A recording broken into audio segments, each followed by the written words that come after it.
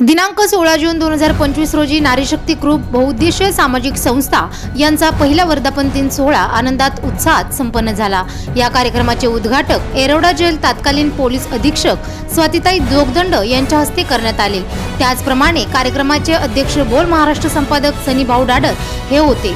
वर्धापन दिनानिमित्त शालेय साहित्यांचे वाटप करून विविध क्षेत्रात उल्लेखनीय कामगिरी करणाऱ्या विशेष पुरस्कार प्रदान करून सन्मान करण्यात आला।